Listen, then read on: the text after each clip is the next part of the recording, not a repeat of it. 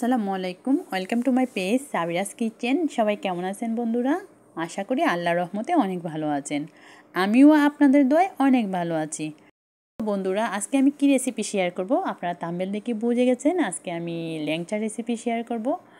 আশা করি বন্ধুরা আমার এই রেসিপিটা আপনাদের কাছে ভালো লাগবে। আমি সহজ করে আপনাদের বোঝানোর চেষ্টা করব। আজকের এই রেসিপিটা আমার ছোটো বোনের জন্য ও বলেছিল আমি যেভাবে বাসাতে ল্যাংচা বানাই সেই রেসিপিটা যেন আমার চ্যানেলে দেই, ও বানাবে। আশা করি বন্ধুরা আপনাদেরও এই ভিডিওটি ভালো লাগবে। এখানে বন্ধুরা আমি 1 কাপের চেয়ে কিছু কম গুঁড়ো দুধ নিয়েছি আর তার চেয়ে কিছু কম ময়দা নিব। আপনারা ভিডিওটি দেখলেই বুঝতে পারবেন। এই যে আমি তার চেয়ে কিছু কম ময়দা নিয়েছি। বন্ধুরা, এখানে আমি ময়দার তুলনায় গুঁড়ো দুধের পরিমাণটা কিছুটা বেশি নিয়েছি।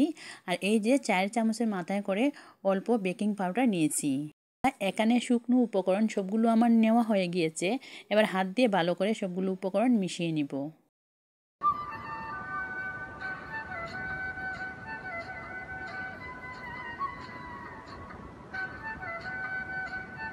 সবগুলো উপকরণ ভালো করে হাত দিয়ে মিশিয়ে নিয়েছি। এবার আমি 1 টেবিল চামচের পরিমাণে তেল দিয়ে দিব এর মধ্যে।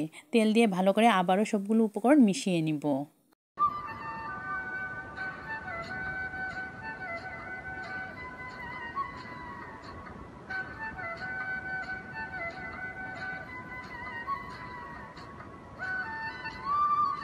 ভালো করে সবগুলো উপকরণ মাখিয়ে নিয়েছি।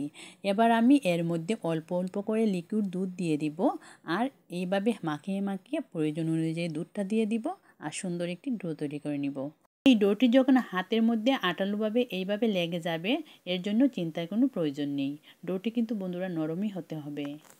এই ডোটি বন্ধুরা বেশি সময় মাখানোও যাবে না। সবগুলো উপকরণ একত্রিত হয়ে গেলেই ডোটি তৈরি হয়ে যাবে। তারপর বন্ধুরা একটি ঢাকনা দিয়ে রেখে দিব 10-15 মিনিটের মতো। আমি ল্যাংচার জন্য শিরা তৈরি করে নিব। এখানে আমি 1.5 কাপ চিনি নিয়েছি আর তার সঙ্গে দিয়ে দিব 2 কাপ পানি। এই শিরার বাটিটি এখনও আমি চুলার মধ্যে বসাবো না। যখন আমি মিষ্টিগুলো ভাজবো অন্য চুলাতে এই শিরাটা বসিয়ে দিব। এই শিরার মধ্যে সুন্দর একটি স্মেলের জন্য দিয়ে দিব 3টে এলাচ ফাটিয়ে।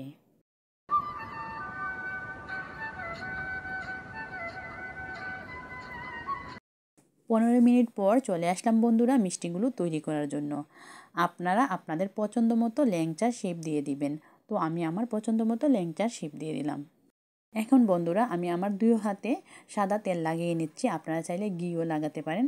এবার এক এক করে মিষ্টিগুলো তৈরি করে নিব।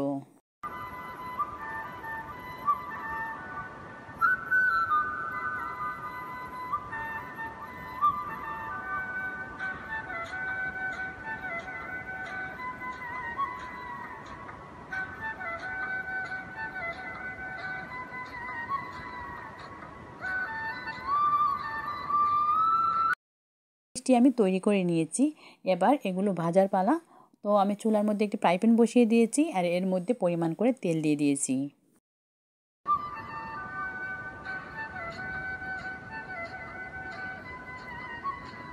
গুলো মিষ্টি আমি তেলের মধ্যে দিয়ে দিয়েছি আর এইভাবে ফ্রাই প্যান ঘুরিয়ে ঘুরিয়ে মিষ্টিগুলো উল্টিয়ে নিব। হালকা ভাজা হয়ে গিয়েছে। এবার চামচ দিয়ে এইভাবে মিষ্টিগুলো উল্টিয়ে দিব।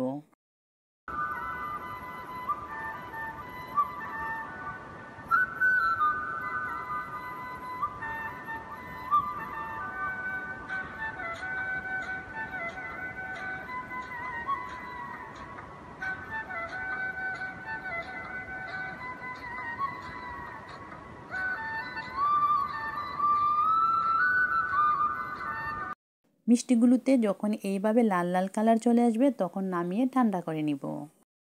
বন্ধুরা, এই মিষ্টিগুলো কিন্তু বেশি ঠান্ডা করা যাবে না। হালকা ঠান্ডা করে আমি শিরার মধ্যে দিয়ে দিব।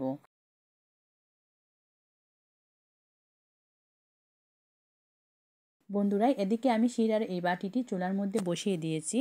আর এই যে শিরাটা যখন এইভাবে আটালো আটালো ভাব চলে আসবে তখন বুঝে নেবেন শিরাটা পারফেক্টভাবে তৈরি হয়ে গিয়েছে। এবার বন্ধুরা চুলার আগুনটা কমিয়ে এর মধ্যে মিষ্টিগুলো দিয়ে দিব।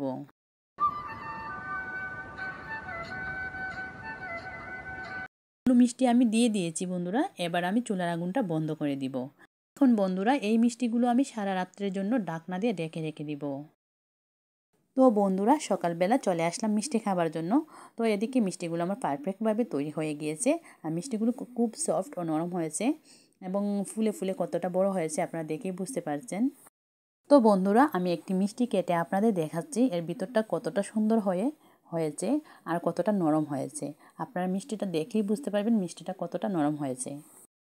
বন্ধুরা এইভাবে পারফেক্টভাবে তৈরি করে নিলাম আমি ল্যাংচা। তো ল্যাংচাগুলো দেখে বন্ধুরা আমার খুব খেতে ইচ্ছে করছে। আর যেহেতু আমি এই ল্যাংচার ভিডিওটা 1 সপ্তাহ আগে করেছিলাম, এখন আমার খুব খেতে ইচ্ছে করতেছে। বন্ধুরা বাসায় তো এই ল্যাংচা মিষ্টি নেই।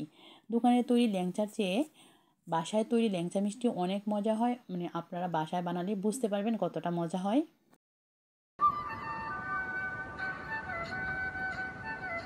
দেখেন বন্ধুরা মিষ্টিটা কতটা নরম হয়েছে। আমার কিন্তু বন্ধুরা বয়স দিতে দিতে মিষ্টিটা খেতে খুব ইচ্ছে করছে, কিন্তু কিছু করার নয়, বাসায় তো নেই।